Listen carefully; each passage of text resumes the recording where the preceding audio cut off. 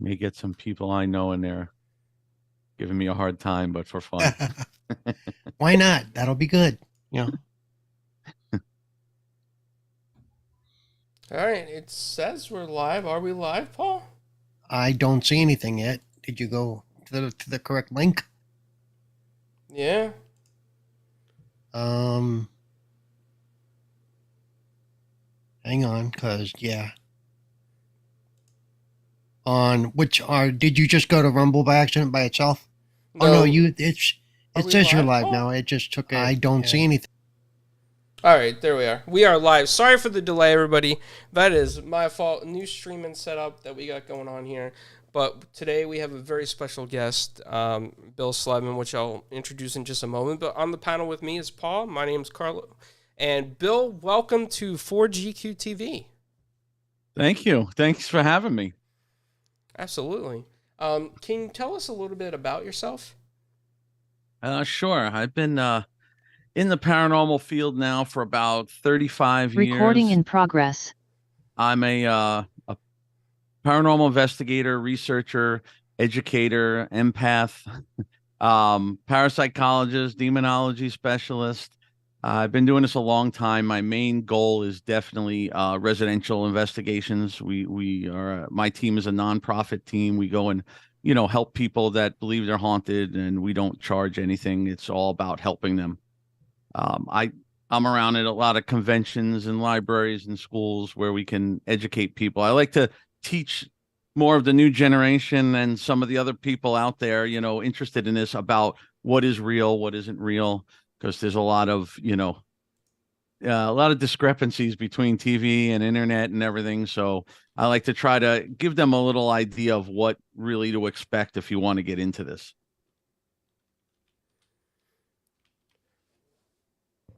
And you've done multitudes of, I would say, different productions, different areas, different steps of paranormal investigation.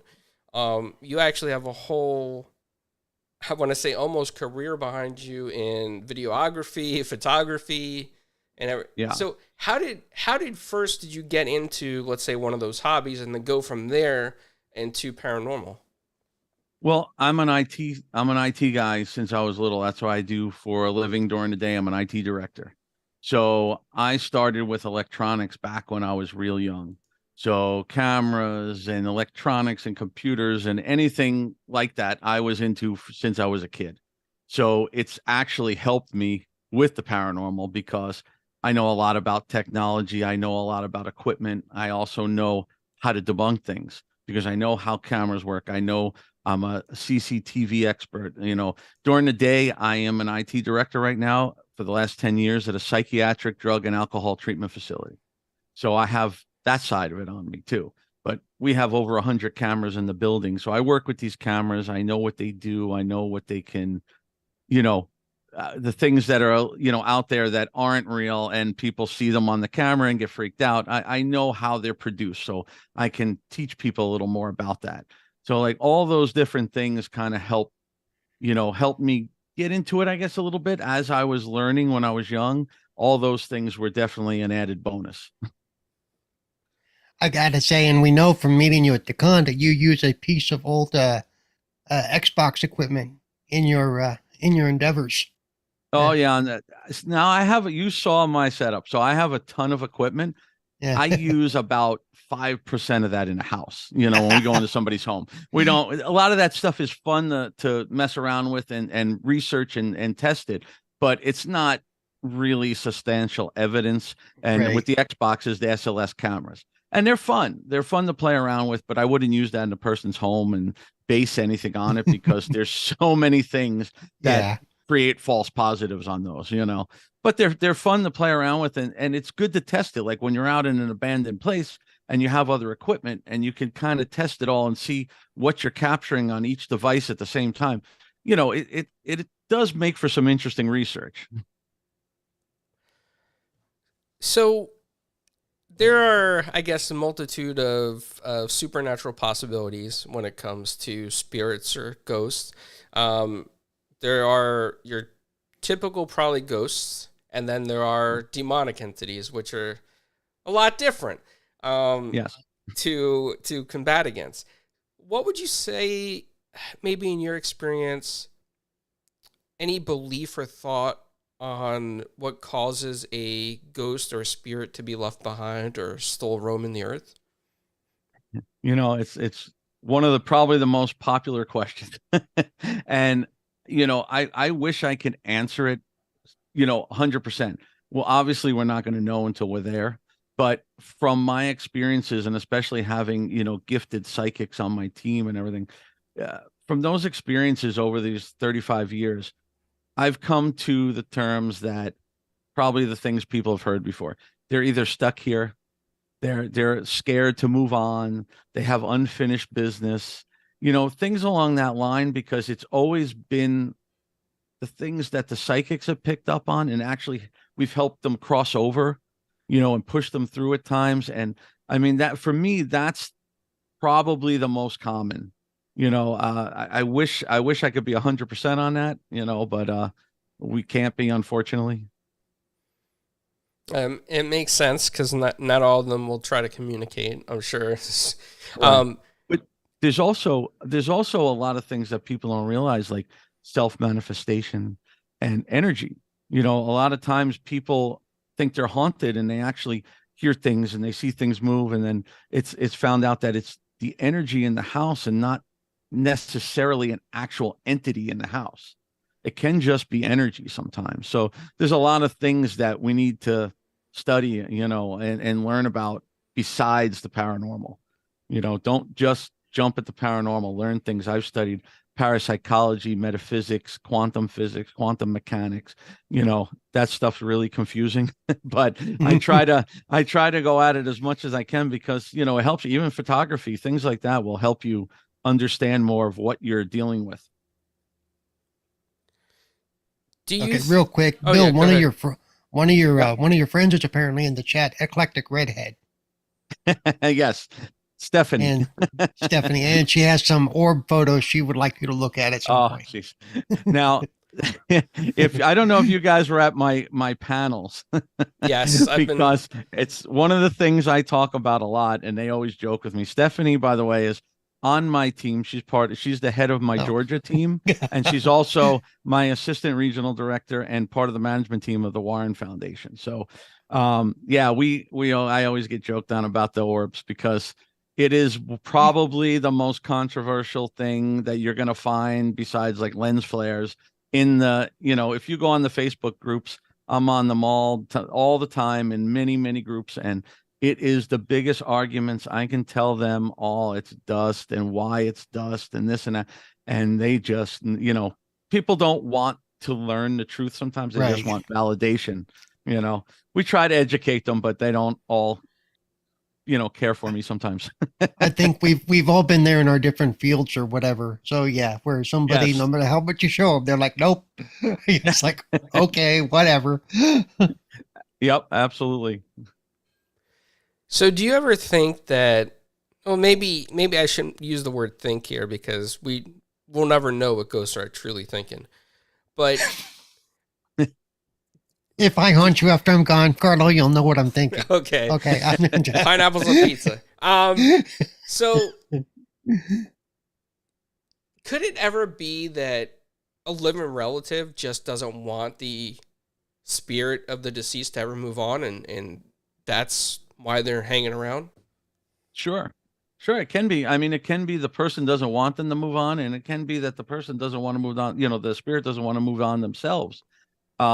People go through a grieving period, and if they're heavily grieving, they're potentially keeping that around, or possibly creating their own energy and their own manifestation in the house, to kind of compensate for that person. I was just going So, to say, could that be self-manifestation? You want absolutely. it so bad that, Yeah. And that's, not to go totally off subject there, but Ouija boards, that's one of the things I talk about a lot when people ask, are they dangerous? And I tell them, well, and some people yell at me for this. I say, no, they're not dangerous, because it's a board. People before a Ouija board used to draw that on the table and use a glass. It's not about the board, it's about your intent. And most of the time, people playing with a Ouija board, it's because they're grieving and they're looking for somebody, and that's how they get tricked. So that grieving can cause you to do a lot of different things, and it can cause you to self-manifest. Absolutely. Or probably pulling some heavy negative spirits that Yes. shouldn't be attached to them. Yeah, guaranteed on the Ouija board, you're not gonna get the people you think you're gonna get. I wouldn't count on that. From the experiences that you and your team have had, the ghosts that you have interacted with, do they seem like they're aware of the team's presence, or do they seem like they're just going about their business and have no clue what's going on? And the second part to that question is, do you think that they would be on the same realm as us, or do you think that there's like another realm that they're attached to? Yeah, that's a good one. Well, I think they're aware, because a lot of times, and you could ask a lot of investigators, we go in the house, the people say the house is so active, we go in there and you get nothing. Now, it could be nothing, but a lot of times they don't want to, act for us or talk to us, or, so I believe they're definitely aware of us. You can feel like, as an empath, I can't speak to them or see them. I mean, I have seen some before, but I can't just go around and see them, but I can feel them. I can feel their energy and I can feel their emotions. So they're definitely aware of us, just like we're aware of them. What was the other part? The dimension. Yes. Yeah. Yeah, I would say it's definitely another dimension. I that's what I believe. I mean, it's again, it's one of those things where there's so many people have so many different theories on that. Um, I I mean, I believe, but like we said, we don't see them. The reason we use a lot of stuff like infrared and full spectrum, because it's believed that they can appear through that light source that our eyes can't see. So is that in another dimension? It could be. It definitely could be. Do ghosts typically interact with objects? Is it very typical for them, or is it more that they just can't touch physical things? You don't get a lot of confirmed, like, people will say poltergeist cases. Like, you don't get people say, "Oh, I saw something move," or "I saw this," and a lot of times it can be, explained by, okay, the glass was on the counter, but it had some condensation and it slid, and there are a lot of things, but it's more on the rare side that you're actually going to see things move. I mean, I have, so they can do it, but I don't know. I wish I knew what the level of, I don't know what you want to say, the level of the spirit or whatever it is, that they have certain powers. And I laugh because we always go back to the movie Ghost, where he's teaching them how to harness this energy and use it. Could that be real? It could be. I don't know, but I have seen things move, but it's not as often as people think, Okay. And I guess just another follow-up question to that is, when there's more than one ghost present in the house, if you've ever experienced it, of course, have the ghosts ever interacted with each other? I've been around houses that have had multiple entities in them. We don't know. I mean, I've never seen. We've gotten responses from them, but we've never gotten anything where we can say, "Oh, well, this one was talking to this one, or this one interacted with this one." I mean, maybe from the actual psychics, they can see and hear them, so they could say, like, this one said something to this one, but I've never experienced anything like that. I would love to see that, or capture that in some way, but I have never seen it personally. I would think they can, why wouldn't they? But, Paul, did you have any questions that you want to ask on this? I mean, not yet. I mean, I'm sure some will come up as naturally part of the conversation. Because I got a lot of questions. Everybody's watching, and Carlo, did you share this out? I hope under your accounts, because yes. Okay, just making sure. So you do have a team of psychics with you that work with you on cases. Have the psychics ever gone in and just touched an object and felt so much emotional energy with that object and then the possible entity that may be there? Yeah, not so much with this team. I'm sure they have on other teams they were with and stuff, but I've had that with other teams when I was originally from New Jersey. So I've been on many teams over the years. And I've been there where exactly psychics walk in, they believe they had an object that they think was the cause, and when they touched it, they almost went into a trance. Then they can sense, exactly who this was, what they wanted, why they were there. It's pretty impressive. I mean, can I verify what they're saying? I can't personally, but they verify it with the homeowners or the people involved, and it's matched up. So, and that's obviously was somebody within the family, but yeah, they can. I mean, I can pick up on emotions without touching something. I can't. I don't know. I've never tried that, but like I said, I've gone into places. I was even in a on a public investigation, and it was like a kind of like a little museum down South Florida, and I went up. We're still trying to find out the details of this. I went up into the attic by myself, just in the dark, grabbed a recorder, and I just wanted to go see what I got up there. And within 5 to 10 minutes tops, I was so depressed, almost to the point of crying. I had to leave there and go downstairs, and it took me about 20 minutes to kind of gather myself and snap out of it. And we're trying to find the history of that place because I want to see what went on, because something was up there that was it just was an overwhelming, feeling of depression. And those are the things I pick up on, the energy and the emotion. So yeah, the psychics are going to have more than I do. And I'm sure they could grab an item, they could grab a person's hand. There's a lot of things they can do. Now, if it's something like that, because you said you were in a museum, could it be something that was moved from another location? So wouldn't that be It harder to figure out? it could have been, but it wasn't. It was a museum because it's on a prop. I don't want to say the name because we weren't. Right, They gave us permission to be there, but they don't publicize it. So right. it's like a place, and this house was the original house on the property. So they kind of just turned it into a museum because it was the original home from many years ago. So Right. everything's just kind of roped off like a museum, but the attic was more like a storage. Yeah, but things can hop because it was also on property that was I believe Seminole property too down here. So you have a lot of that. So it could have been anything. It didn't have to be somebody up there, but I like to try to research to see if anything Right. ever happened. We haven't been able to get anything on it. Nobody knows the history of that. Have you ever had, and this is just regular ghosts or entities, we're not going to the demonic stuff yet, but have you ever had a regular, just supernatural entity just follow you or try to attach itself to you? I go very well protected, and I've been very lucky through my career with this. But yes, a few times it's happened. It happens. It doesn't happen as often as people think. Now, obviously, if you're doing this all the time and you're not protecting yourself and you're doing stupid things, then yeah, you could get it more often. But I had one last October actually, and it was from in West Palm Beach. We have a little thing on the amphitheater by the amphitheater. It's called Yesteryear Village. It's on the fairgrounds, and what it is it's all a bunch of, I think it's like maybe 15 houses or so that were uprooted from West Palm. They're the oldest houses in West Palm with histories. So they put them into the Yesteryear Village, and they're now all museums.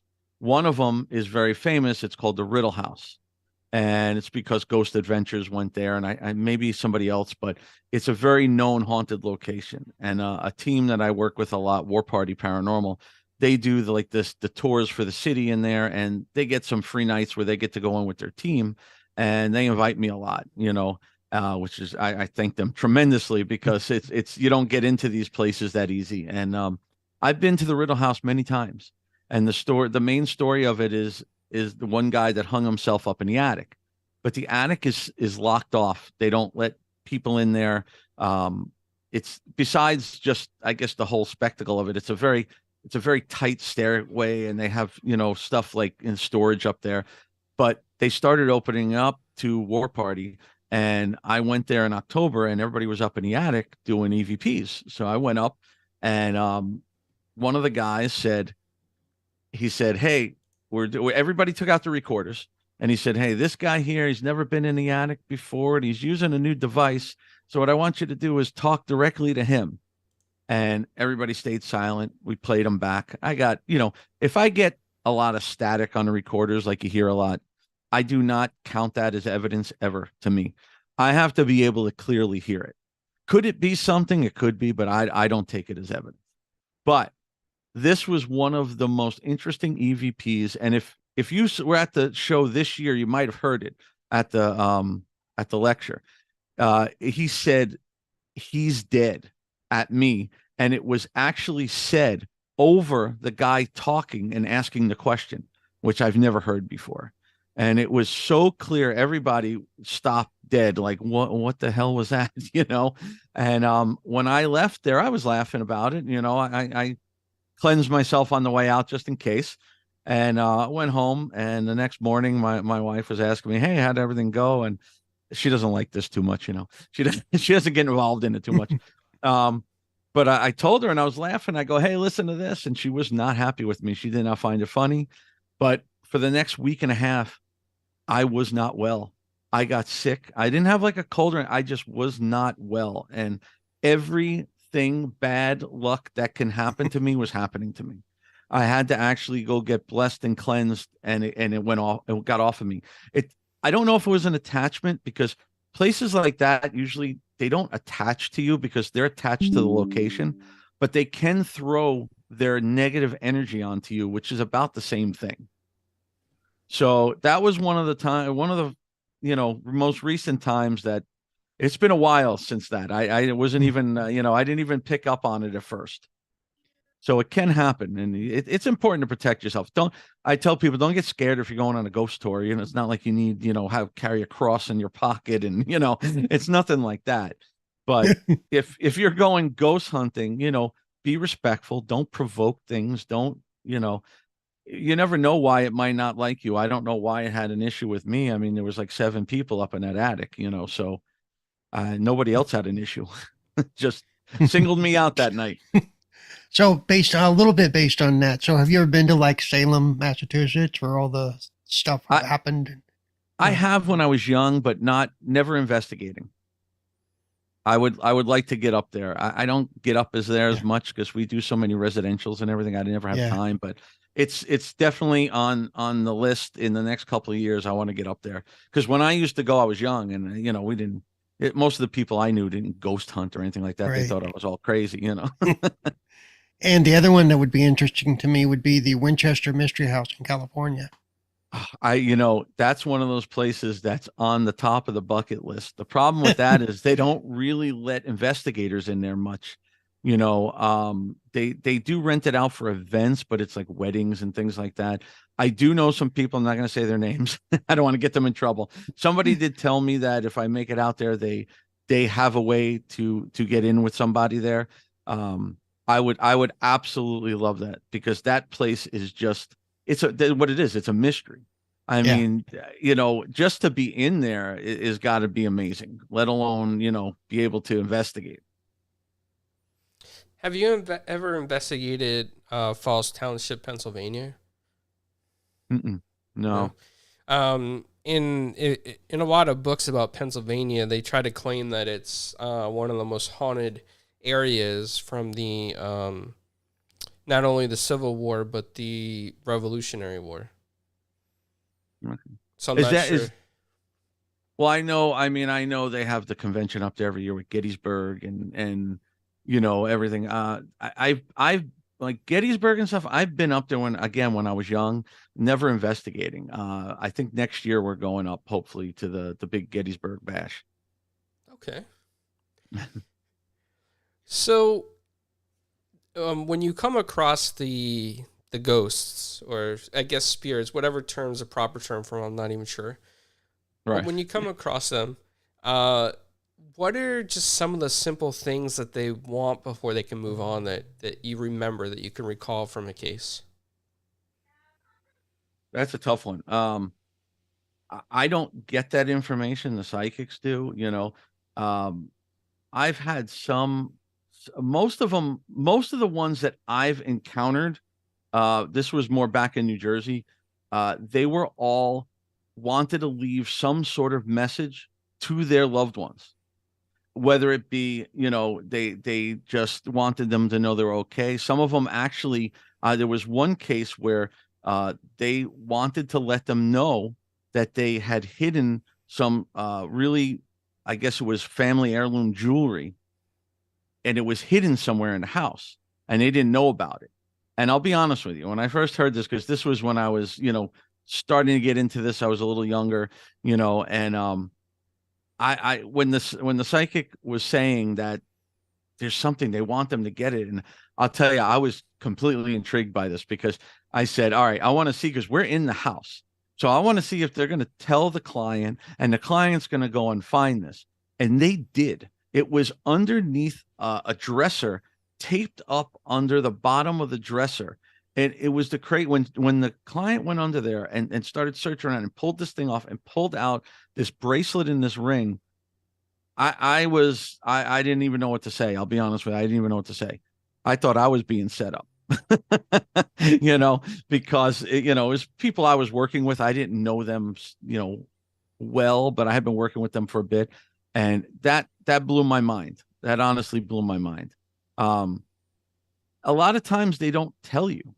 They won't say why they're there, and they try to push them over anyway. Sometimes they're afraid to say it. I don't know why. But that I don't know, to be honest with you. I don't know why they don't say it more often. It's just like some of the questions we ask. A lot of people say, where exactly are you? What is it like? And you never get an answer to those questions, and it's one of those things that always go back and forth in your head. It's like, why? They can answer something. Why don't they answer that? Are they not allowed to? I mean, what is it? Why don't you get that? I don't know. So, I guess the next thing I'm going to lean towards is some of the demonic experiences that you might have had, or your team may have had. And Paul and Dreadpool, welcome to the show as well. So, Paul or Dreadpool, they may have questions going back to the spirits or towards the demons. So, I know that a demonic encounter is not always the probable in your field, but when it does happen, it's very unique. What was a time where you approached someone and the entity just came out and started speaking to any member of the team or clergy that was with you?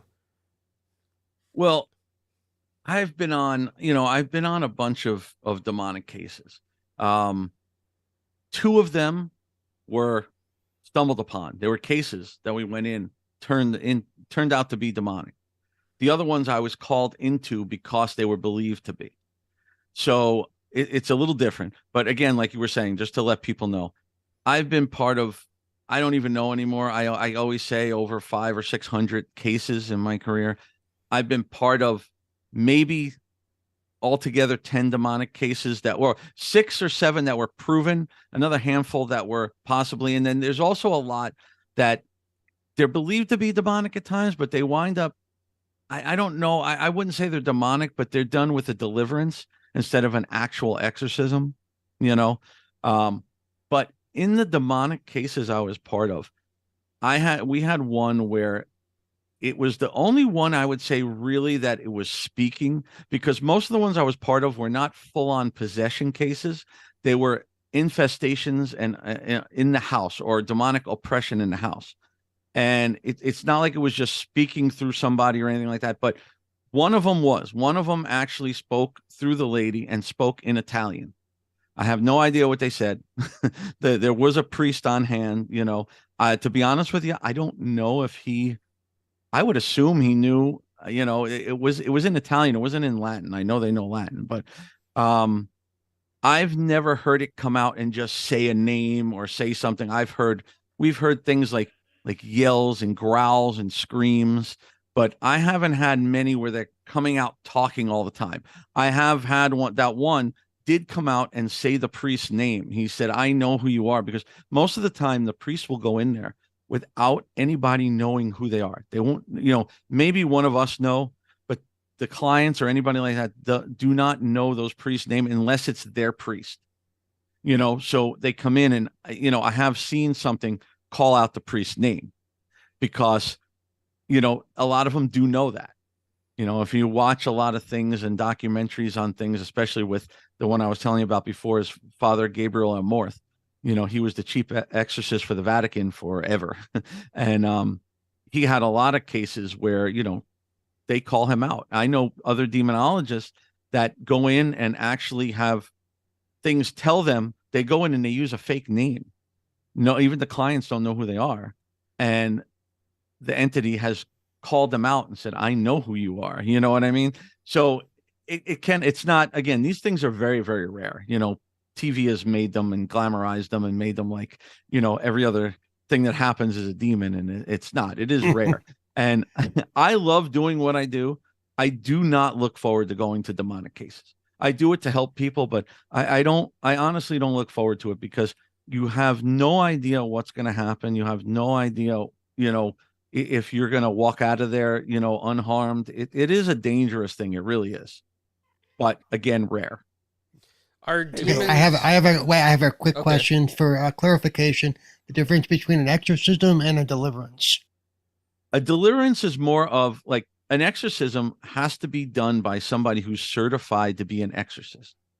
A deliverance, anybody could do. A priest does deliverances, but I can do a deliverance if I'm religious. It's basically praying over somebody, but it's not just like, blessing them and saying, thou Father or something. It's more of an intense, blessing over them to get out whatever it is that's there. Where if that was a demon, I don't know. It's not really going to do much. You're going to need a priest needs to be, have that training to fully be an exorcist. There's a lot involved in it. And also an exorcism should never be done unless you have full psychiatric evaluations, medical evaluations, and everything to make sure first, because if somebody does an exorcism on somebody that has a mental disorder and they don't know it, they're going to damage them way more than they are. It's a kind of a dangerous thing. You got to be very careful. Hey, Bill, how you doing? This is a Dreadpool, and we met a few years back. What do you say to those that say all of this is just a hoax? It's all conspiracy that make believe. I mean, because we have physical proof with the audio and some video and stuff like that, which can, at times, yes, there's a lot of it that's misunderstood. As we've seen pictures with, oh, look at the arrow in the aura, and it's like, no, that's just the light on the lens flare. But what do you say to those that still don't believe and understand what this is about? I actually fully understand it, because it's something that even me, who's been doing this 35 years, of course, I fully believe. I've seen it. I've been part of it. There's no denying what I've been part of. But I go in completely skeptical when we do something, because that's the only way to identify if something's real or not. And for the people that want to say, oh, I'm making it up, or this stuff really isn't real, most of the time is because they haven't experienced it. I don't expect anybody to believe the things I'm saying unless they were there with me. You have to see it. I do never get mad at anybody who says, oh, you're full of crap, or I don't believe you, or that you're lying. That's fine with me, because, you do have to experience it. And like when I was young and learning about this back when it wasn't on TV and it wasn't out in the open, we couldn't talk about it much. Even my parents probably would have thrown me in the mental hospital. It wasn't talked about. So, you had to be skeptical. And it wasn't until the things that I encountered myself that actually pushed me to believe things. You have to, and sometimes the people that are 100% skeptical, that just will not believe anything, even if they had the ghost and smacked them in the head, they don't want to believe it. The problem is, most of the time they're not going to experience it, because they're putting out an energy that's not going to allow them to encounter it. So it's just one of those things. Not everybody's going to experience it, but you have to be there. You have to be there to experience it. But people that are skeptical are good. And sometimes I have a guy on my team. He's one of my best friends. He doesn't investigate with us, but he does a lot of our video work and stuff. Jordan, and he's a pretty big skeptic, and he'll go at me sometimes with things, and actually sometimes makes me think like, oh yeah, I never thought of that.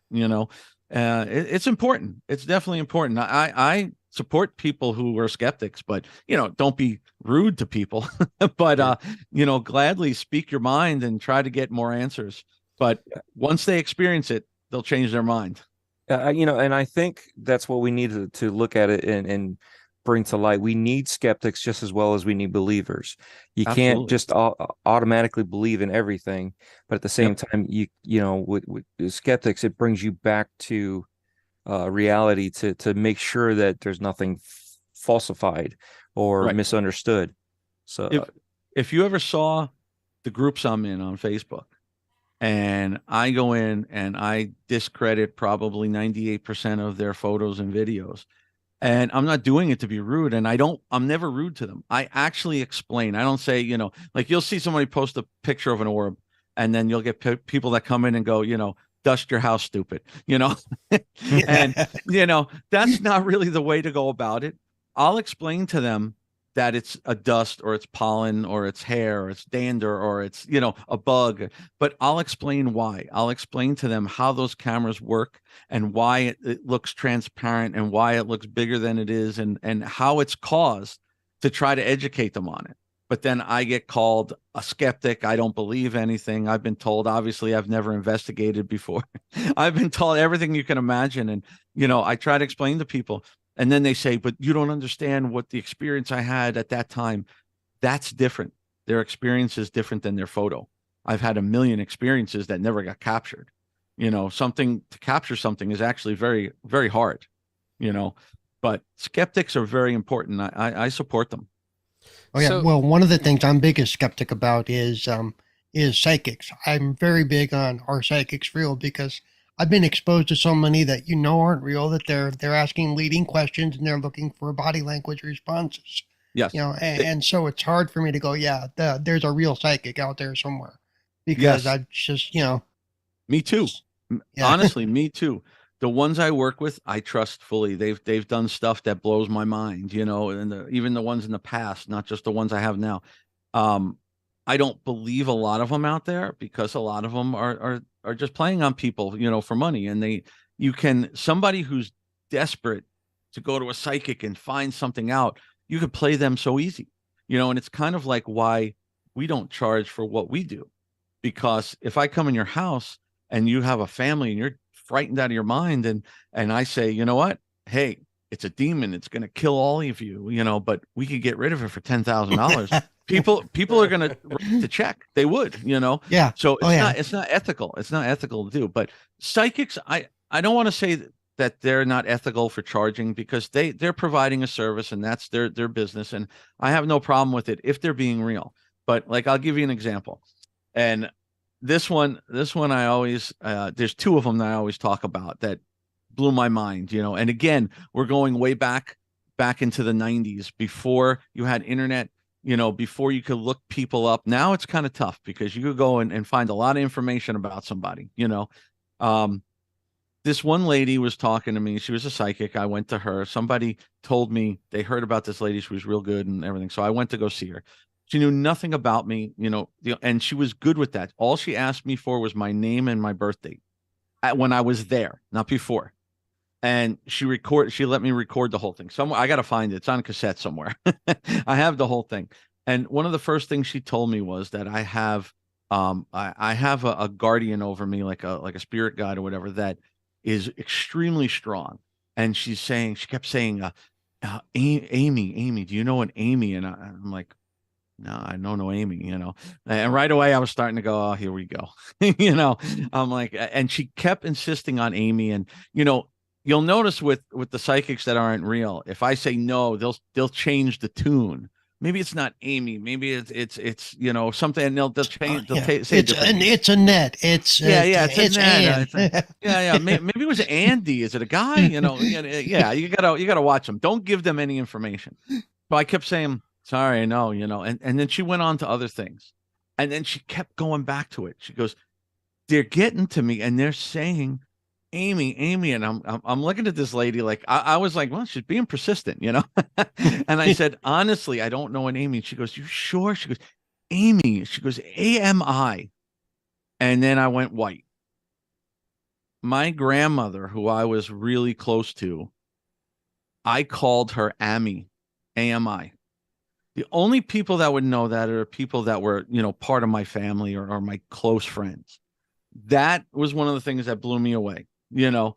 And then the craziest one, and I have no idea how to explain this, was a palm reader on the Jersey boardwalk. A $5 palm reader. This was back in like 93 or something like that. And I walked in and we were with my friends and I'm like, you know, hey, let's go see what she has to say. And she says, oh, I'm going to pull initials out of your hands of girls you've dated. She goes, they may not be in order, but they're initials. And I was intrigued by that too. I was like, all right, I want to see this. And she started pulling out first and last initials. And she pulled out initials of every girl I dated in order, except for the first one. She kept saying RC, and I'm going, I don't know anybody with an R, you know, but she was spot on with the rest of them. And she kept going back. And again, I was testing her. I go, no, sorry. And she goes, no, it's definitely an R. It's an R. It's an R. And then I remembered the first girl I dated, her name was Betty, but she was Greek. Her real name was Raina. So RC was her real initials. And to this day, I can't explain that one. I mean, she was a $5 palm reader on the Jersey boardwalk, you know. You know, I don't know what she was doing there, but there are people out there. It's not as many as, you know, don't call the psychic network, you know, with Cleo and all those people. One question I want to go back to is that in your experiences with your cases that you've done with the demonic things, the demonic entities, can they actually hurt people like to severe amounts? Like, is there any spiritual wall that prevents that from happening, or is it like all hands off, they can do whatever they want?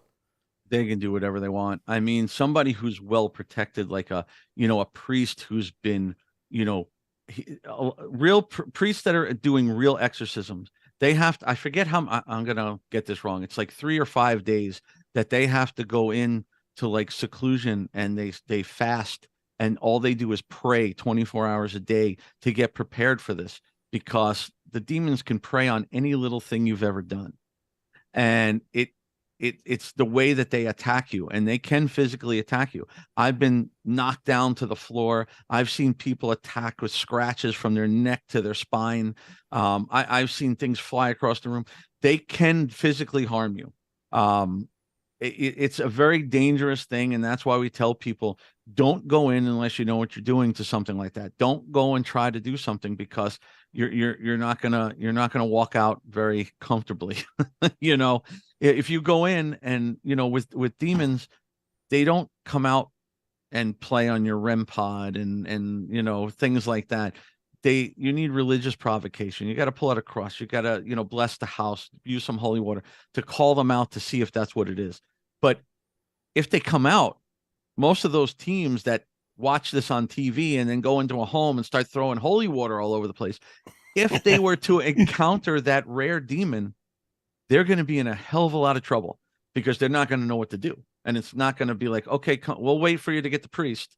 These are the things that we try to educate people on. Don't go do things like that. Don't provoke things. They can harm you. Absolutely. I've seen it. I've been lucky to where I've never been harmed like badly. Like I said, I've been knocked down. I've been touched. I've been hit. I've been, almost anything you think of like that, but I've never had like physical cuts, or I've had bruises. I've never had physical cuts, but the guy next to me had 3 scratches from his neck to his spine, and it was the most unbelievable thing you can see. Why it attacked him, I have no idea. Those are the things we don't know. And that's why I say I don't look forward to going in those cases, because you never know what it's going to be, who it's going to go after. It's definitely not something to play with. Once Funny, we're talking about exorcisms, and my first exposure to that, of course, was The Exorcist, which, rest in peace, William Friedkin, who gave us that little piece of art. If you want to see something interesting, there's a documentary called The Devil and Father Amorth, and it's an actual documentary. And I believe it was the guy from The Exorcist that went with him and documented this, and they actually filmed an actual exorcism. It's really interesting to watch. I'm gonna have to check that out. Speaking of that, how many movies get it right? Like I'm the regional director for the Southeast U.S. for the Warren Legacy Foundation, and also part of their management team. So the foundation is run by Chris McKennell, who's the grandson of Ed and Lorraine Warren. So you're talking about all the Conjuring movies. So for instance, with them, I've heard a lot of the stories. The movies are based on the actual stories, but of course they're enhanced for Hollywood. But what's the crazy part, if you talk to somebody like, say, Chris, that knows a lot of the true full-on stories and was part of some of them, he'll tell you that the crazy part about it is the real story, some of them are far more horrific than the movie. And I don't know if it was too much or what it was, or, Hollywood's going to take it and morph it into what they think is going to sell, so they're going to take the base story. Like, for instance, Chris was he was the person who lived, I want to say, for 6 weeks or 8 weeks or something with the family from, I don't know if you've seen the movie, A Haunting in Connecticut. That was his case. And a lot of the beginning and the base of the story is true, but he said what actually happened in that case was 100 times worse than that movie. And, he said, I don't know why they didn't use the real story, because it was worse. Maybe it was too much, but, like, for instance, okay, can somebody contort when they're being possessed? Yes. But are they going to bend into a pretzel and climb up the wall? And probably not. I'm sure it's happened, but it's not something that happens all the time. So the movies, they of course glorify them, and I'm fine with it because they're for entertainment. So Freddy Krueger's real. Okay, got it. 100% on Freddy. So with all the, you have with your teams probably years and years of experience beyond what somebody on this panel like myself, Dread, or Paul might have ever experienced in their lives. Right. Is there any advice that you've gotten from clergy or priests that are ordained exorcists that are like, never do this because this can lead to this? Have they ever give you warnings of what not to do? And yeah, sure. They tell you, if you believe, for any, I mean, I've studied it for a long time, so I'm actually called in sometimes to try to determine.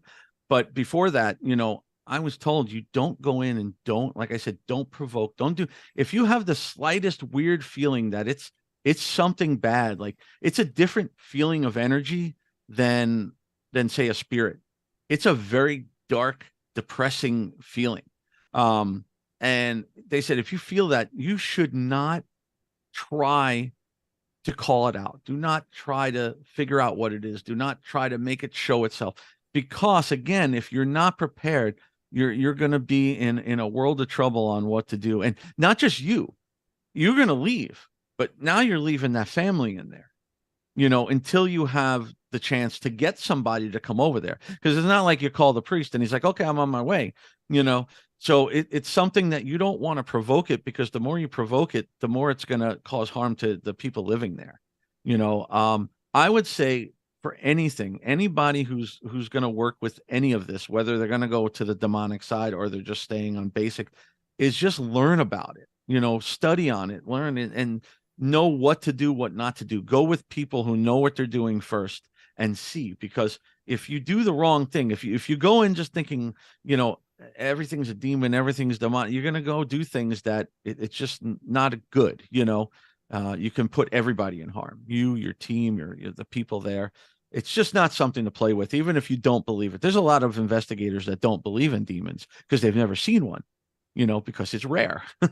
It's not TV. We were talking about orbs for a minute. There is a such thing as a spirit orb. Back when I started, there was no such thing. The term orb came from digital photography.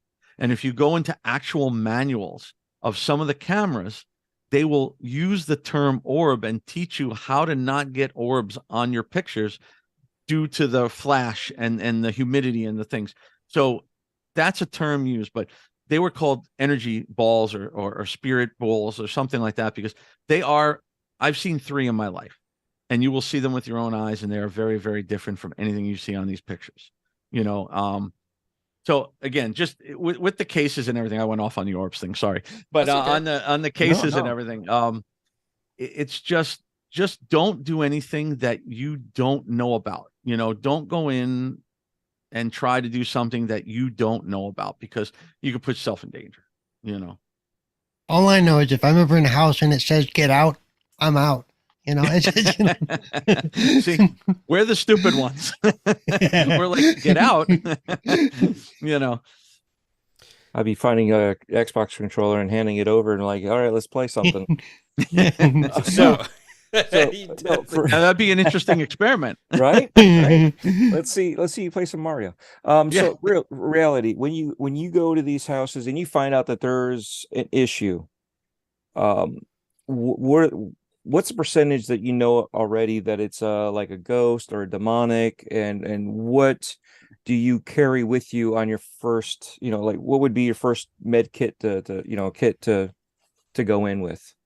Well, I go in with basic stuff. When I go into a person's home, I don't use all the fancy equipment like I was saying before. We use audio, video, and more environmental things that tell temperature changes, humidity changes, and EMF readers. Now, we don't use like K2 meters. We use real EMF meters, like field meters that read the actual numbers of the EMF. It's not like a lot of people use them for like yes, no, and that's not what they use for. When you go in a person's home, you're going to go around the home with the meters and everything to get baseline readings to see where EMF is coming from. And is it coming from that Wi-Fi? Is it coming from the air conditioner? There's a million things that cause EMF. And you want to get the baseline reading so you also know that if you pick something up in that room, is it because, there's 4 Wi-Fi units in that room that's pulling so much EMF that it's causing your stuff to go off? That's kind of what it's used for. But when we go in there, I would say, in all the years I've done it, I usually say probably 80% are not hauntings. Sometimes, like I was saying before, it can be self-manifested. It can be energy in the house. I've learned a lot about energy, and we've gone into homes where the people are fighting and they're arguing and there's so much going on, but we didn't detect anything spiritual in there, more just energy, negative energy. So we'll cleanse the house. Besides like sage and Palo Santo wood, and we use singing bowls, and we actually cleanse energy, and we've cleanse many houses, and we teach them how to cleanse it, because we tell them, this is your issue. You have to learn how to do it, because once we leave, it's going to come back if you keep doing the same thing you're doing. When we go in, we're there to listen to what they have to say, tell us all the experiences, and then we go around and see what we feel. Sometimes I'll have some of my team members will go in blind, not knowing anything about the case, just to walk around and see what they feel before we talk to anybody, and then have them tell us what happened to see if they hit on any of the places.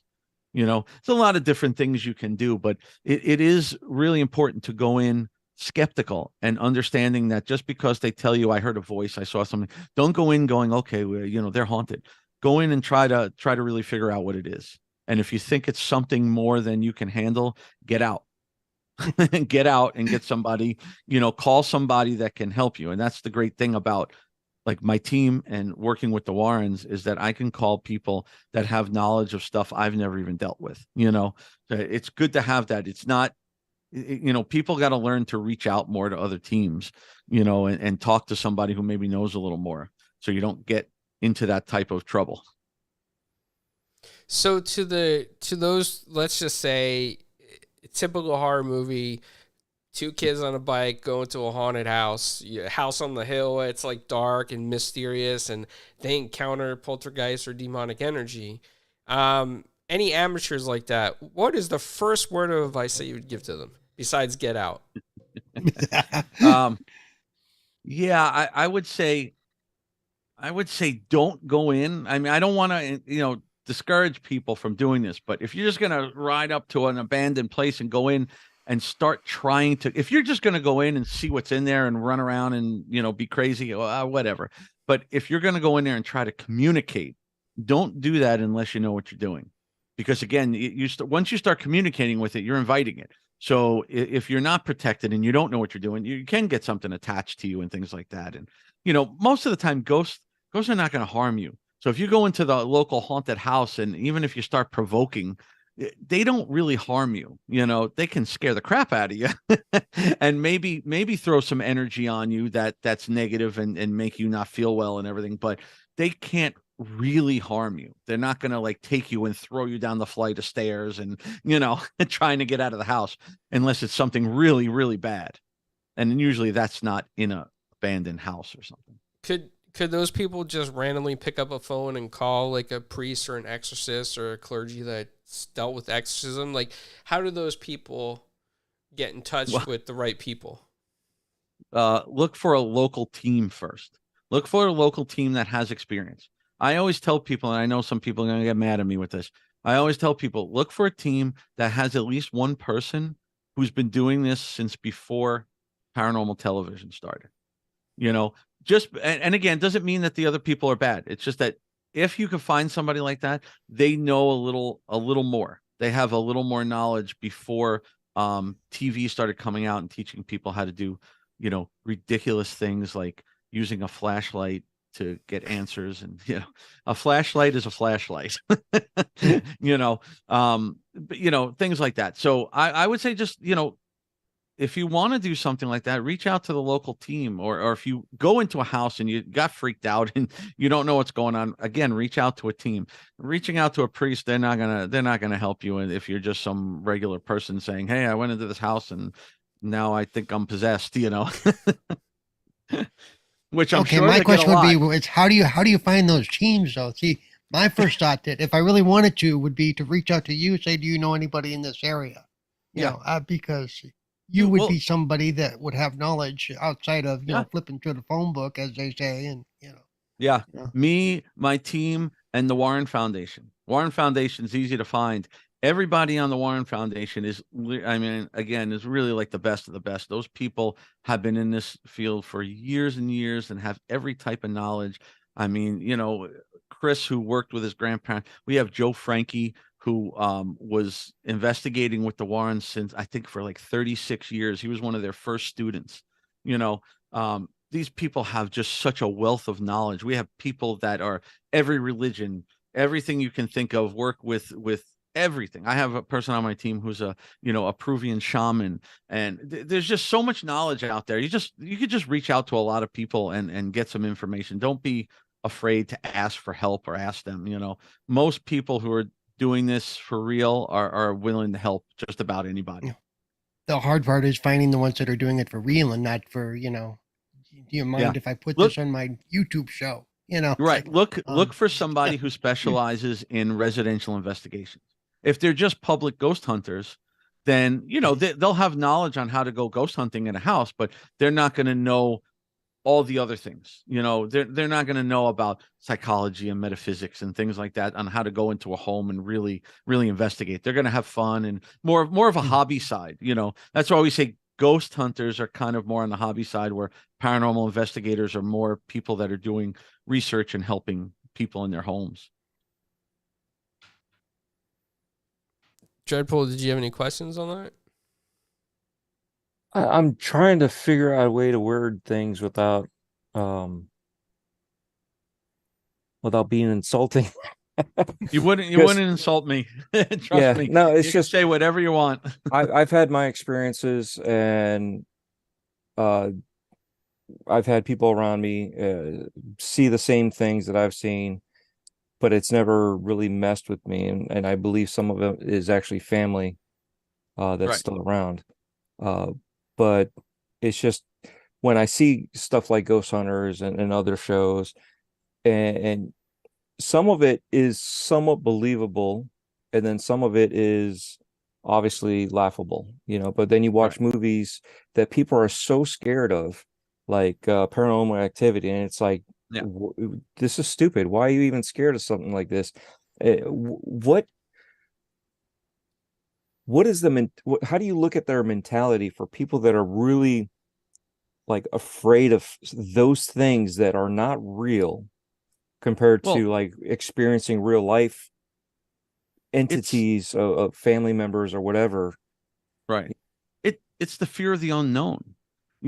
Most of those people, they don't know what's real and what's not. So when you go to a thing and say you're watching Freddy Krueger, and or let's forget Freddy Krueger, let's go to something like the movie The Exorcist. We all, I can tell you that stuff's real.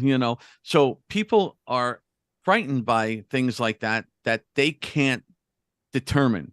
That's why things like Paranormal Activity, The Conjuring, things like that are going to freak people out more than, say, Freddy Krueger now, because Freddy Krueger is a monster in your dreams, to where Paranormal Activity is stuff you're now watching on reality TV.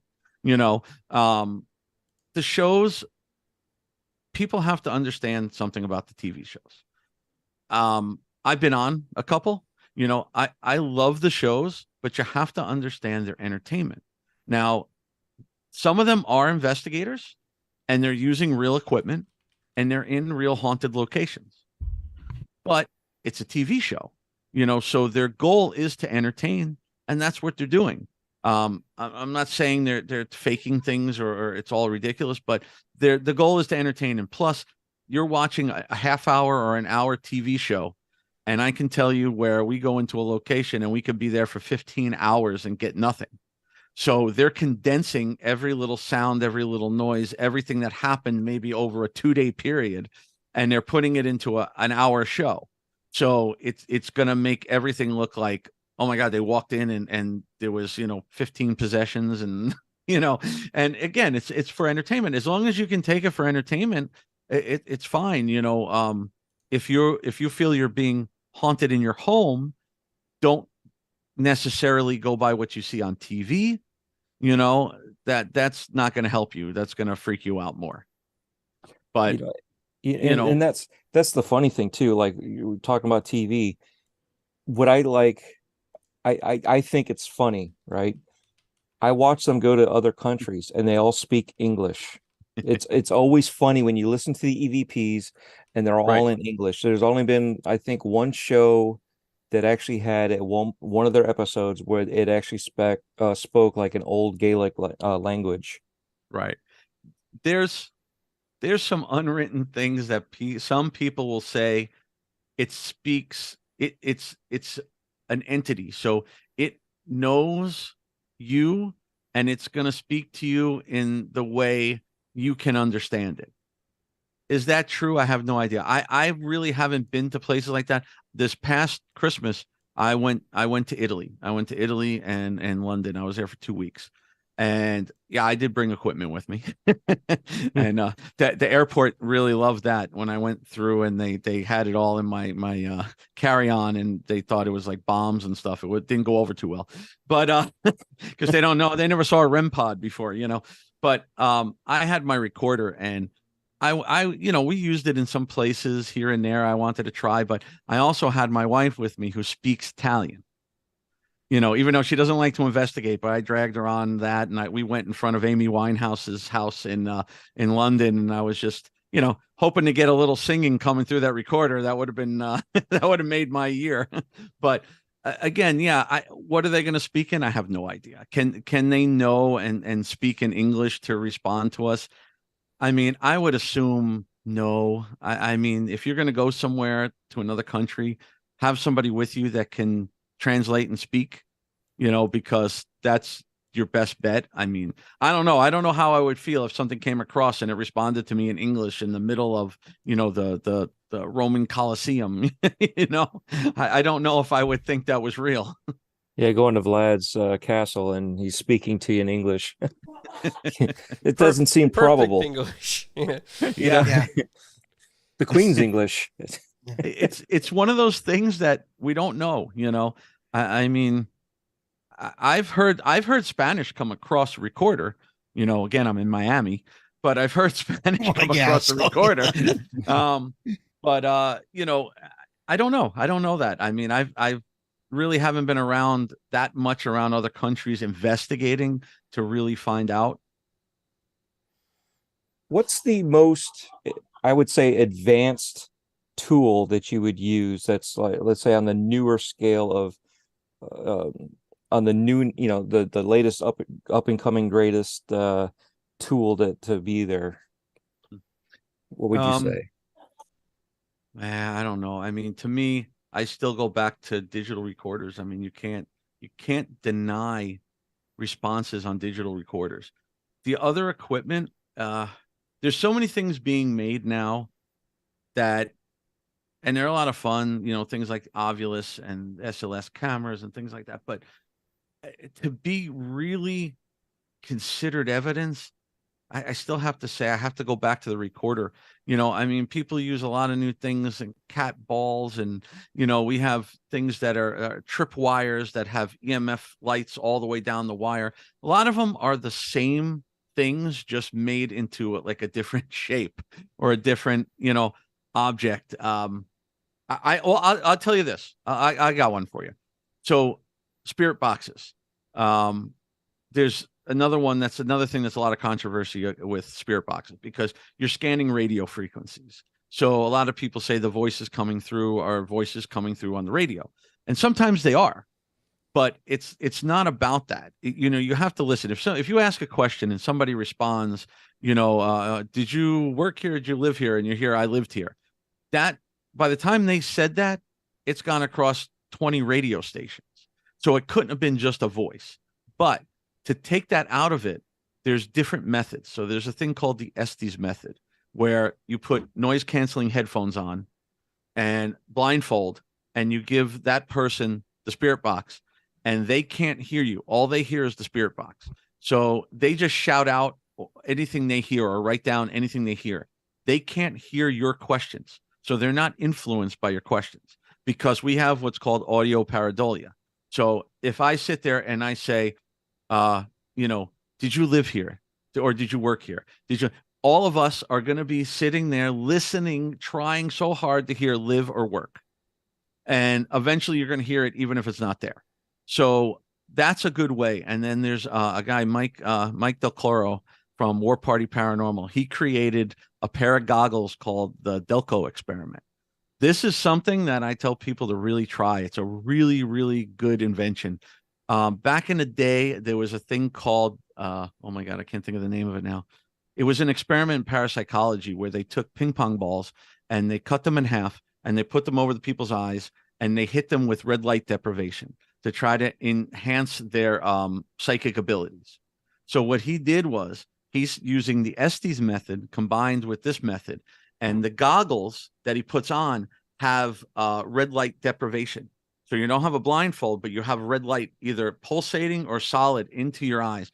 And you kind of sit there for about 10, 15 minutes to just kind of listen to it and kind of meditate into the sound of the spirit box. And then we would like tap them to let them know we're going to start asking questions, and they start spitting things out. And we've gotten some pretty interesting results, especially from any teammate who's psychic, because it hits them harder. And it's a really cool experiment to do, because you can't say that they're saying something to what you're asking because they can't hear you.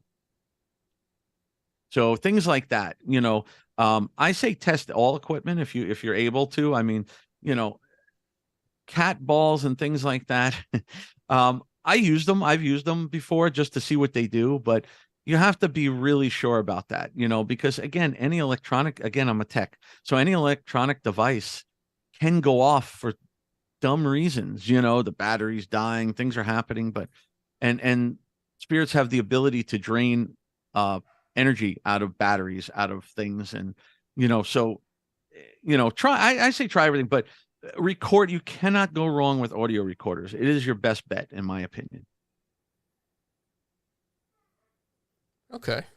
All right. Well, I had another question, and I think it slipped my mind because there's just so much information here that, as just, I guess, common folk, watching different shows or listening to different podcasts, we don't know as much as you do. So it's interesting getting all this insight.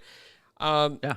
One thing I wanted to ask is that you mentioned, besides just possession, right? You mentioned there's also something called infestation with demonic entities. So you go into a house or you go into a place where you feel like there's an infestation. What are some of the signs, the physical signs that there's an infestation? Like how does it affect you as an individual, your team? Well, see, now that's the interesting part. And this is where teams that don't know, say, about demonology and demons and all that, this is where they can get in trouble, because there's 3 stages of demonic possession. There's infestation, oppression, and possession. Infestation is just like a haunting. It's the initial stages. They're going to knock on things. They might make some noise. They're going to do little things to get you to acknowledge them and almost communicate with them to invite them in. So it can seem like a haunting at first. The difference is, first of all, anybody who's psychic or anybody who has any kind of abilities may feel the energy different, which can cause us to think maybe it's something else. Or if we go through a house and, like, let's say we heard some knocking or heard some little things, or maybe we didn't, but that's what they're telling us. We may cleanse the home and teach them how to cleanse the home. We'll use sage, Palo Santo, singing bowls. None of that stuff is going to get rid of a demon. That does not work. No matter what people say, that doesn't work. So if they heard those things and we cleansed the home and we left, and they continue to get them and continue to get them, and they're going to start little by little, they're going to get worse and worse and worse. And that's when you know that maybe it's not a ghost, because it's not responding to the things we're doing. It's continuing, and it's getting worse. So those are the things we look for, Wouldn't that go back to provoking it though, if it's getting worse? Because it might be not happy with what you're trying to do. Yeah. Kind of. Well, Yeah. not that it's getting worse from our provoking. What I mean is, let's say we cleanse the home and we leave, and the family's there, and over the next 3 weeks, they've noticed the knocking's getting louder, things happening more often. It's starting to increase. So we'll go back and take another look.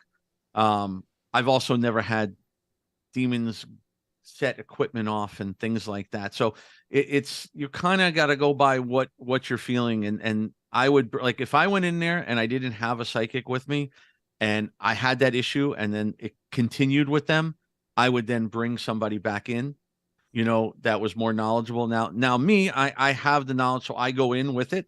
But if you don't, you go back in with somebody else who has a little more knowledge than you and maybe can take a look at something a little deeper, because you have to see why it's still hanging around. Most ghosts will go away if you ask them to, and you push them out or you cross them over.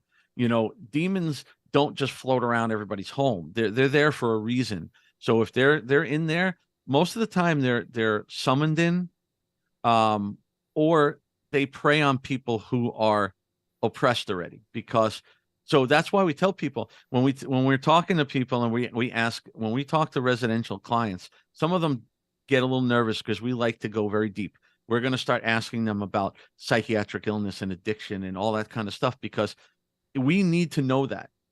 They're afraid to tell us sometimes because they think we're going to go, well, there's your problem. You're a drug addict. Or no, a lot of those people actually are more susceptible to things like demons and spiritual attacks, because they're already oppressed.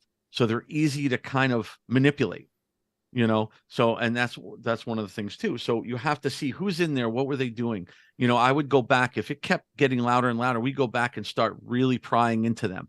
Does anybody have any illnesses? Does anybody have any addiction? Has anybody been playing with Ouija boards or doing seances or doing the occult or, anything like that, to try to see if there's something there that maybe caused it to go that route, So there's a lot of different techniques, and it's just, again, if you go into a home and you can't figure it out and it doesn't seem to be going away, get somebody more knowledgeable.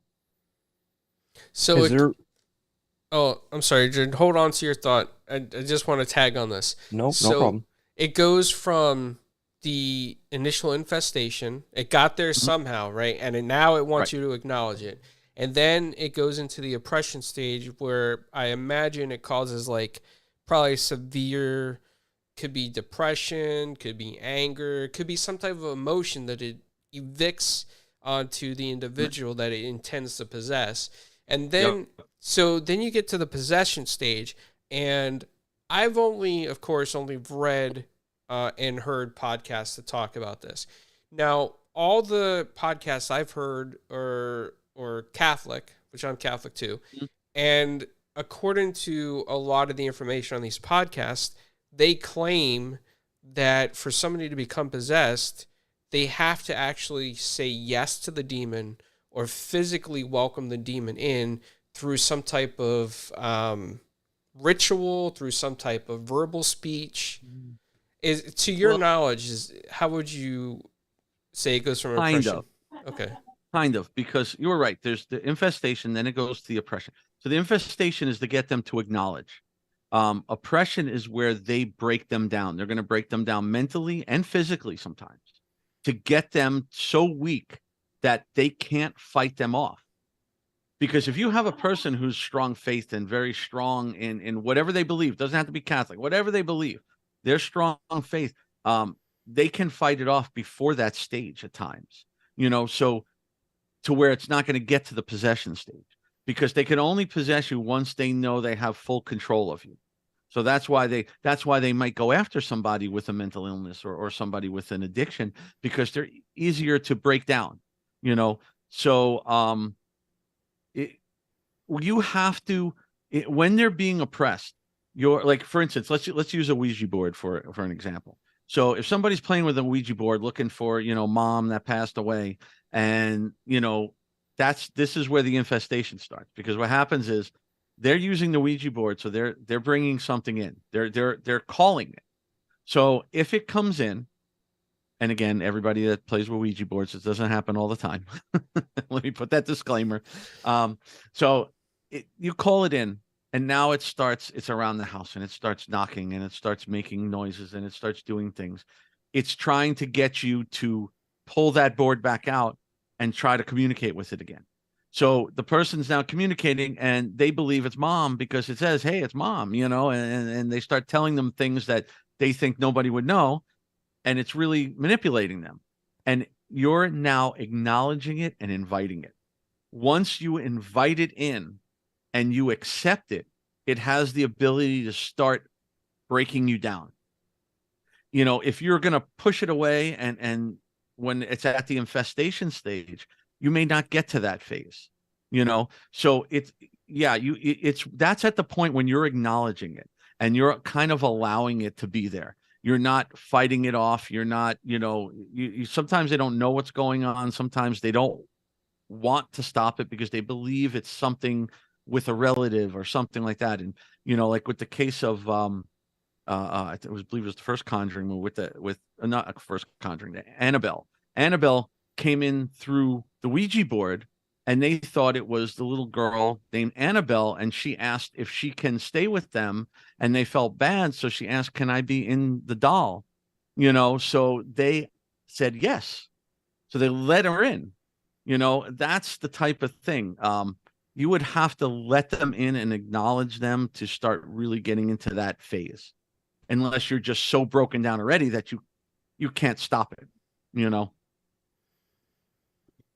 Um. Oh, I'm sorry, Dread. Sorry to No, cut no, you off. keep going, keep going, keep All going. right. And so one last question on this before Dreadpool gets to his. So, Yeah. do these demonic entities ever have a purpose, or is it just because they like to torture individuals? Is there ever From my studies, a demon is there for two reasons, one of two reasons: to harm you or have you harm somebody else. That's their sole thing, is to harm people. Like, a ghost isn't there to harm you. A ghost is there. Maybe when they knock something off the counter, they make a noise.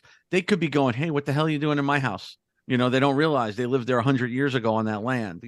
A demon comes in specifically to harm somebody, or try to get you to harm somebody else. That's the only goal. Again, in what I've studied, some people will tell you differently, depending on the type of demonology they studied or the type of, background they have in religion or whatever. That's what I've studied, and in the things I've seen, they were definitely looking to harm people. So I have to kind of go on with that. All right, Dred, go All ahead. right, so I'm gonna go left field here. Has there ever been anything, to your knowledge, anything like a divine um, entity doing anything like in a haunting or something like that that you could? Uh, wh- uh, I don't think so. Uh, I'm trying to think back. I mean, so many cases and so many things. I don't believe so. I don't believe so. So, the only reason why I'm asking is because, we've seen obviously TV references, YouTube, this and that. Mm, There's been times where people have asked, "Is there a heaven?" And typically they say no, and then when they say no, is because they don't want you believing in heaven. So that means that they're demonic and stuff like that. So I've always wondered if there would be something like that where it would be on the divine side that they're down here, maybe trying to uh, help out. well, a lot of people have encountered angels. I haven't been on cases where I can say for sure that we have angels, but if you want, I'll give you a quick story of something. And this wasn't Yeah. even a case. This is back when you might have heard me talk about this even. I might have talked about it in one of my lectures. Um, this was when I was in high school, it was my senior year, and I'm gonna give you the short version. So I was at a party at a friend's house in my town, Paramus, New Jersey, and it was late at night. Her family was out, for the weekend. She had a party at the house. Everybody left, and I was there with about 5 people left in the house. Okay. Um, I was not drinking. I was not doing any kind of drugs. I was doing nothing because I had to babysit some people that were, too drunk. So I didn't have anything impairing me. We all hung out there for the night. We were going to stay over. Everybody fell asleep, passed out. I was still up in the one room watching TV with them. I got up to go to the bathroom, and when I went down the hall, I looked up, and I first time I was ever frozen in my tracks. And this is before I actually ever did an actual residential investigation. It was the first time I ever saw a full blown apparition, and it was a ghost standing there in the hallway staring at me. He was very defined. He was an old guy. He had overalls and a hat. It looked like a farmer. And he stared at me, and I tell people it felt like 20 minutes, and it was probably 30 seconds. He was looking at me. I did not feel threatened in any way. He kind of nodded toward me and then walked right through the door into the room. And then I stood there probably for about 10, 15 minutes to figure out what just happened. And I went back in the room, and I woke up my friend who lived there. And I said to her, I said, "Hey, anybody else in the house?" Because it was a big house. And she goes, "No." I go, "No, no, like grandparents or anybody, that's here." She's like, "No." I go, could your parents have come home early or something?" She goes, "No, no, what's wrong? Did you see somebody?"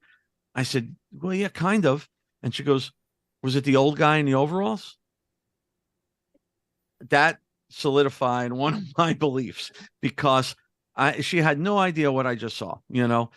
She had never told me about that. I had never heard about this, but now the stories she started telling me about it afterwards, she said they used to see him on and off, and the family was a little freaked out. They didn't know what was going on. They never felt threatened at all, but they didn't know. One night, the mother woke up because he was standing over her on the bed and like kind of like shaking her. And she woke up and she looked at him frightened, and he grabbed her by the arm and he pulled her off the bed. And then she heard a noise downstairs, and she turned back, they said, and he was gone. And she got frightened out of her mind. So she quickly grabbed the phone, called the cops. The cops showed up, and there was somebody breaking in the house downstairs. Ooh. So they fully believe that he pulled her out because they had never been touched or anything by this guy before. And they believe he pulled her out of bed to warn her of what was going on. Can it be proven? No, but I would say that's a pretty damn good coincidence. Yeah. So Are there things that could come down and help you? Probably. I've never been there to fully encounter it myself, but I believe probably, maybe, you know. Yeah, because it's always funny that everything always has to be on the negative side. So I don't think it's always negative. Like I No, said, no. with family members we think that are here, It's doesn't. rarely negative. Yeah, It is. it's just more curiosity as to why. Yeah. That Yeah, goes this back to my thing with psychics, though, the way they're always, they're always positive. Yeah, grandma's so happy where she's at. She hopes you. I'm like, my grandmother would be yelling at me because I didn't call her for the last 3 months before she passed away. It's like, right. Yeah, I mean, yeah, I don't know. I mean, it's like I said before with the psychic, it's tough because everybody Yeah. has their own beliefs. And I've been there. Like I said, that lady knew my grandmother, Yeah. knew the name. I mean, but do I personally believe that you can go to a psychic and they could contact any loved one you have? I don't know. I don't know if I fully believe that, because I think if we could, we'd all be doing that all day long. You The know, psychic Rolodex. Yeah. yeah, I'm not saying you can't. Before I Yeah. get yelled at by psychic, I'm not saying you can't, but I personally I don't know. Because I can't Yeah. prove that. With psychics, we do have, like, if somebody comes onto the team that says they want to be on the team and they're psychic, there are ways to test them. But you can't do it with things you did before, because they can easily find out information about you and whatever Yep. you want online. But do your research if you're going to go to a psychic, and know things. Don't feed them information. Don't give them anything. A lot of people get sucked into it, and they're like, oh yes, I know, I know John. John was my uncle. Yes, he was telling me he was your uncle. Don't go with that.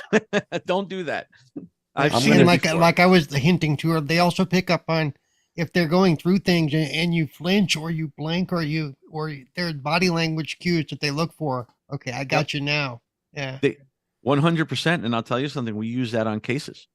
We Yeah. watch the people we're on cases with, because we want to see if they're telling us the truth.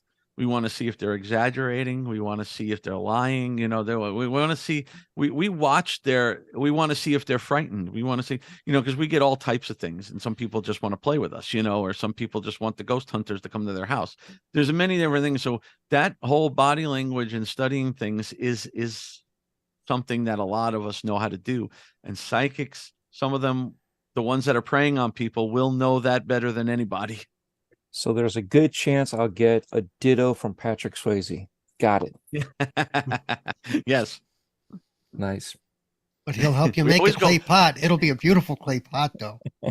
I'll tell you something, though. We always go back to that movie a lot, because there's things there that, you go, wow, that's things we've learned and seen, like the whole, like we're talking before about, can they move things? Can they do something? And then, he's being taught to move that penny. And, is that possibly real? Who knows?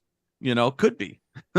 Yeah, like Oprah getting overblown with all the different spirits talking to her, trying to reach out to whoever. Well, Yeah. I can tell you this. There are people that don't know that they have abilities. And then again, we go into drugs or anything like that.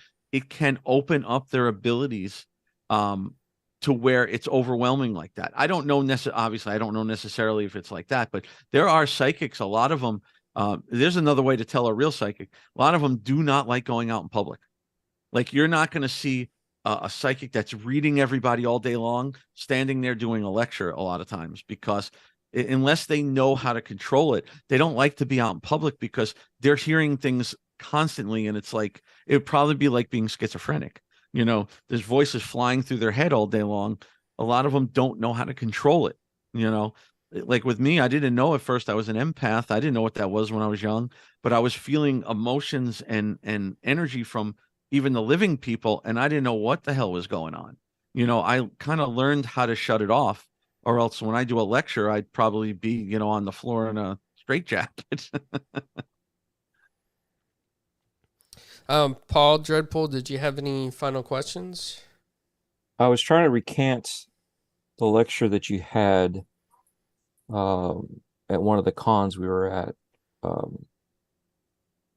And it was about the scariest time that I guess you didn't want to talk about, but you kind of opened up. Oh, I remember that. I remember that That one. was that was with the troop that was in there in the hall. I can't remember who they're called now, but So Oh, they Phantasmagoria. yeah, yes. Yeah, yeah, yeah. The one I was talking about, my first case. yes, where I, that, you walked in, everybody felt nauseous, and there was claw Yeah, marks. Yep. that was my first residential case. That was no joke. And it was people I didn't know well that needed an extra person, and I went on the case, and we walked into a demonic case. And I joke about that now because I say most people probably would have run and never ever been part of this ever again. But it honestly opened me up to for a million questions. And it was true. Why the hell did it attack that guy next to me? Have no idea. Have no answers for that still to this day. And that was in 1989. You know, I think the answer is just like firefighters. Why do they run to the fire?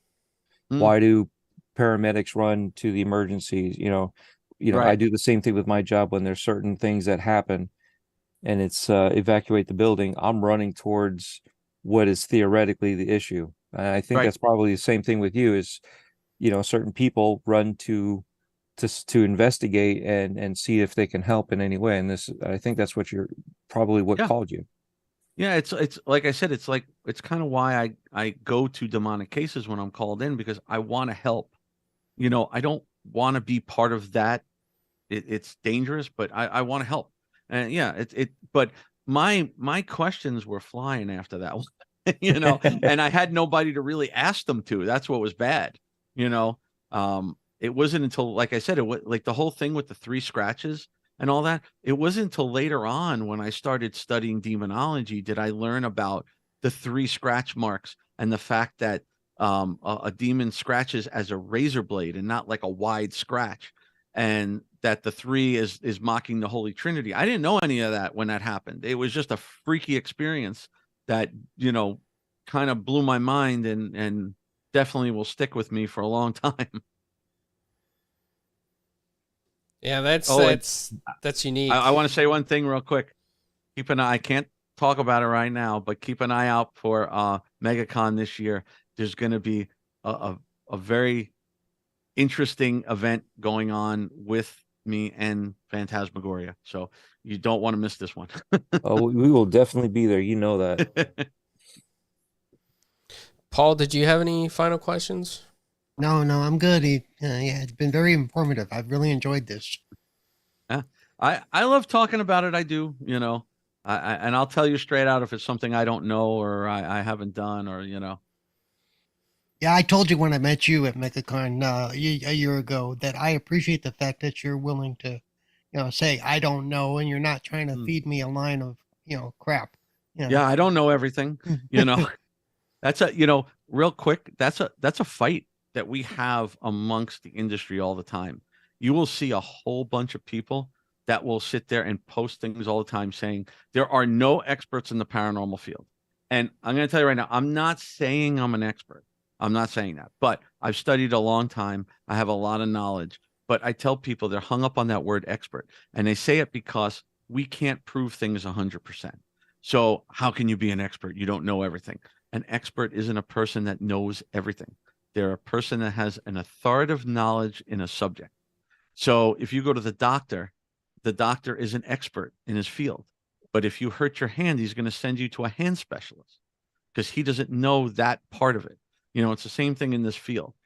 People need to understand you have to be able to say what you don't know and ask for help. And I'm there all the time. I learn every day from people who have been doing this longer than me, and sometimes people who have been doing it shorter than me. They may do something or hear something that I never thought of. It's all about learning in this field. Yep. And with me, it's accessibility in gaming and stuff.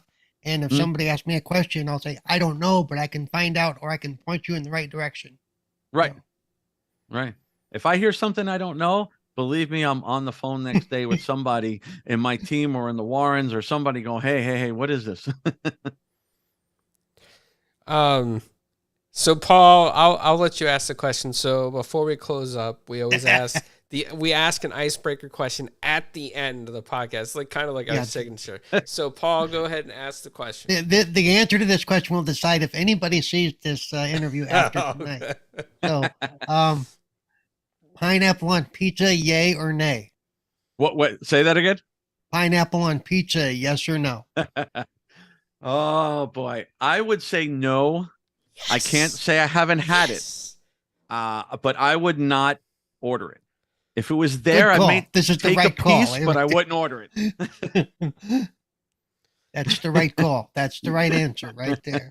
You just validated People are going to yourself. Watch now. Yeah, people are going to watch now. Yeah. I'm now an expert. There you go. Yes, I was going to say you're an authentic expert.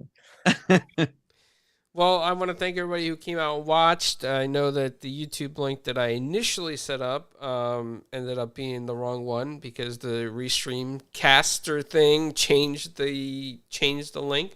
So that's the answer to your question, Paul. But everybody who came out, thank you so much. And Bill, amazing time talking to you. Like, I have so many questions. Man, I could just go on. I love this topic. Can I say a couple things real quick? Sure. Come to, I don't know if you could come to Phantasm. I'm a guest at Phantasm in Orlando, September 15th to the 17th. And I'll also be there with Chris McKennell, the grandson of the Warrens, and Joe Frankie from the Warren Foundation, and some of my team members. And we're going to have a ton of lectures. And if you're asking stuff about like movies and things like that, Chris will be doing lectures talking about the real stories behind the Conjuring movies, behind the Nun, and things like that. So it'll be very, very interesting. And then after that, I have a bunch of library shows down here. Coconut Creek Library, October 21st. Palm Beach County Library, September 30th. And then October 7th and October 14th will be in Miami. I just don't know the locations yet. They're at the libraries. Awesome. So I hope Dredd and I or Paul can get to some of those events because it sounds like a great time. Anytime you speak is a great time for us. We just enjoy it, man. Like, Thank you. It's just a good time. So I appreciate that. Yeah, there's just so many questions to ask, but it's hard to remember everything. That's why the panels are tough at a convention. They give me 45 minutes. I could talk about a pencil for 45 minutes. You know what I mean? The libraries are good because we do like 2 to 3 hours there. They'll start cutting the lights on us, and okay. But Phantasm, come to Phantasm because you have a lot of stuff going on there with everybody. We have panels all weekend. I wish I could get to those things so much easier. Especially that one. That one would be interesting for me. Yeah. So pencil us in, and we'll see what happens. You never know. All right, well, everybody, thank you for watching the stream. I'm going to stop the stream now.